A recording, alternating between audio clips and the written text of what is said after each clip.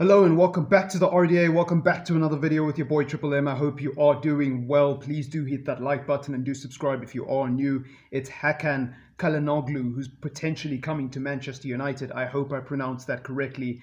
I looked up some of his information. I looked up a scout report as well. So your boy did some research for this video, right? Who is Calhanoglu? Let's get into it. So yeah, the report goes as follows in the news, in the media, what you'll see commonly written across most platforms.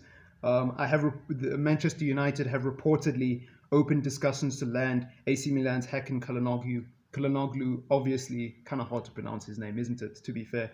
The Premier League giants have spent big on Bruno Fernandes and Donny van der Beek in the last two transfer windows, but are determined to further strengthen their midfield next summer and have identified Calhanoglu as one of their top targets. He has scored 27 goals in 137 appearances for Milan, which is not bad since joining Leverkusen. It's not what we want. It's not what we want, and that is a worrying stat. But remember, this player is coming as a squad player, and I don't think we're going to get goals and assists from this player. I think he is way more of a utility player. Apparently, we're going to sign him on a free. His current deal expires in just 8 months. So it seems like the Milan star will be available ahead of the 2021/2022 season, according to this article. So it's very, very interesting. But let's talk about what I think of this player. So yeah, I did look up some research on this player. I looked up his scouting report. Obviously, he's a Turkish footballer. He's at the age of 26, which is not bad. He has experience playing for Leverkusen as well as AC Milan. They say that he's a very technical footballer. He plays as a winger for AC Milan, but he can play in the midfield for Turkey. One of his big strengths is that he can get in behind the striker and enjoys that role. He's a great passer of the ball. He can move the ball very quickly in tight areas. He's very agile. He's an all-round very good technical footballer, which Manchester United didn't have a lot of 12 months ago, before we signed Bruno, especially. So this is a very, very good signing. And I think why this is so important is because he might replace someone like Juan Mata. He might be coming to Old Trafford to become a good utility player. So I think it's very, very interesting. I'm not sure about his dribbling. I'm not sure about his ability to get past a man. There are some negatives with this player in that he doesn't like to make runs forward, so he doesn't get a lot of goals as a winger. He is more of a playmaker, and he's more of the guy who gets the pass to the assist rather than the actual assist, from what I can hear. And so, yeah, look, there are weaknesses with this guy. He doesn't have the physique and the physicality to match the Premier League, but neither did Juan Mata because, you can make it work. David Silva was also a very tiny player, so you can make your size and your agility work in the Premier League.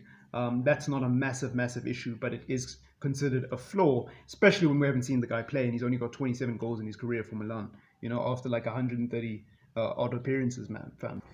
So yeah, it seems like he can play on the wing. He can play in the 10. I don't know if he can play as a box-to-box type of role. I don't know if he quite has the physicality to match that of the Premier League, and I don't know if his defensive attributes are up to scratch. When I looked at his goals and assists, he only has 1 goal and 1 assist this season to show for his work. So I don't think we are getting a good player here, in the sense that I don't think people.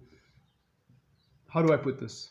I don't think people know where this guy is and have an accurate depiction of how good he actually is. And I'm talking about people who mainly watch the Premier League. I think a lot of people will see his card on FIFA and PES and his potential in manager mode or career mode or whatever, and think he's a really good player. And I have no doubt that he has some really good attributes, but I have massive question marks on how good he actually is.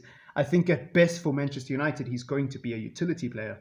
And if we get him on the free after Juan Mata potentially leaves, a year or two from now, that is not a bad deal. That is not a bad deal at all, because I'm pretty sure this guy's better than Dan James. You can bet your money this guy's better than Dan James.